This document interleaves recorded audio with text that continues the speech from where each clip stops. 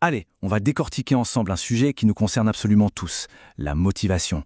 Mais qu'est-ce qui nous fait vraiment avancer? Qu'est-ce qui nous pousse à nous dépasser au travail?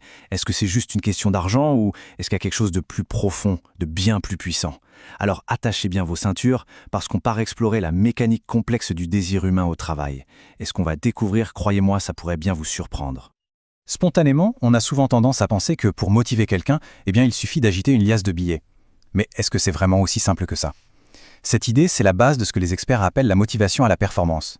D'ailleurs, dans le monde des affaires, on entend souvent l'expression arabe « tahfizul ada » qui capture parfaitement cette idée. Mais est-ce que ça marche à tous les coups? La réponse est bien plus fascinante qu'un simple oui ou non. Pour illustrer ça, rien de tel qu'une histoire vraie. Celle d'un homme qui a dû tout perdre pour finalement vraiment tout gagner. C'est l'histoire du milliardaire qui s'est fait virer, et c'est une histoire qui vient complètement bousculer tout ce qu'on croit savoir sur le succès. Pensez un instant à Steve Jobs. Viré de sa propre entreprise, Apple. Un échec cuisant, public absolument humiliant. Pour beaucoup, ça aurait été la fin de l'histoire. Mais pour lui, ça a été une renaissance. C'est justement pendant cette période d'exil qu'il a fondé Next et Pixar, avant de revenir en force chez Apple pour la révolutionner. Son parcours, il incarne cette idée à la perfection.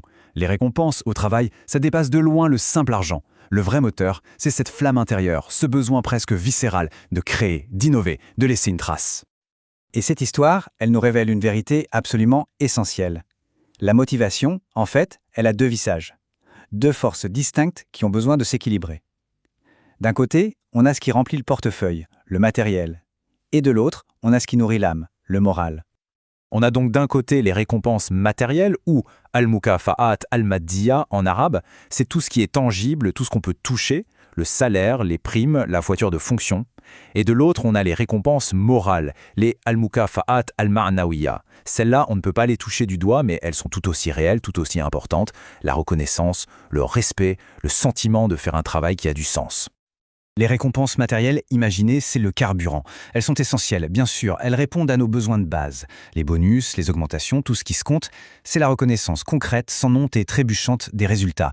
C'est le carburant qui fait avancer la machine. Mais une voiture, même avec le réservoir plein à ras-bord, elle ne va nulle part sans un conducteur passionné au volant, n'est-ce pas? Et voilà l'autre moitié de l'équation. Pas le carburant? Non, mais le feu, la flamme intérieure.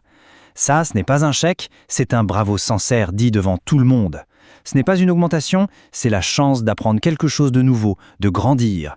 C'est ce feu-là qui transforme une simple obligation en une véritable vocation et un employé en un ambassadeur. Si l'histoire du milliardaire était déjà surprenante, celle qui suit est d'un tout autre calibre. C'est une transformation tellement radicale qu'on dirait qu'elle sort tout droit d'un film.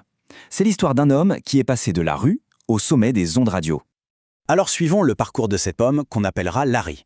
Au départ, c'est la chute libre, sans abri, complètement perdu dans la drogue et la petite criminalité.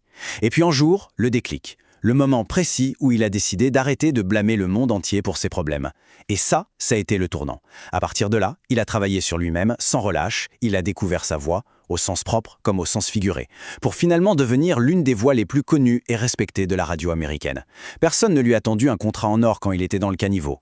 La seule chose qu'il a sorti de là, c'est une décision, une étincelle venue de l'intérieur. Et cette phrase, elle est la clé de tout. Le tournant arrive quand on arrête de maudire les circonstances et qu'on commence à travailler.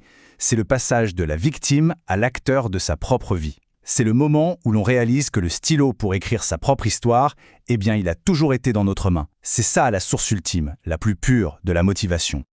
D'accord, les grandes histoires, c'est inspirant, c'est bien, mais comment on fait dans la vraie vie? Comment une entreprise, un manager ou même n'importe qui peut concrètement allumer ce fameux feu? On a vu la théorie, maintenant passons à la recette de cuisine. Alors voici les 4 ingrédients secrets. Primo, il faut des règles du jeu qui soient claires, que tout le monde comprenne. Deuxio, il faut communiquer, expliquer pourquoi on récompense. Tertio, il faut absolument trouver l'équilibre parfait entre nourrir le portefeuille et nourrir l'esprit. Et enfin, le dernier ingrédient, c'est la vitesse. Un merci ou une prime qui arrive 6 mois plus tard, ça a perdu toute sa saveur. Voilà, c'est la recette pour combiner le carburant et le feu. Bon, on a vu les histoires, on a vu la théorie, on a vu la recette, il est temps de tout rassembler. Si on ne devait retenir qu'une seule et unique chose de tout ça, quelle serait-elle? La voilà, la grande leçon.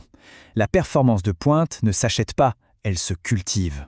La vraie motivation, c'est cet équilibre fragile mais tellement puissant entre le matériel, les mukafet el-maddiya, et le moral, les mukafet el-manawiya. L'un c'est le corps, L'autre, c'est le cœur. Si on prive une personne de l'un des deux, la machine finit par s'arrêter. Ce qui nous laisse avec une toute dernière question. Que ce soit pour soi-même ou pour une équipe, la question n'est pas tant de savoir comment motiver. La recette, on l'a vu. La vraie question, c'est quel est le carburant et quel est le feu pour chaque personne. Et si la plus grande des récompenses, finalement, c'était tout simplement de trouver la réponse à cette question. La réflexion est lancée.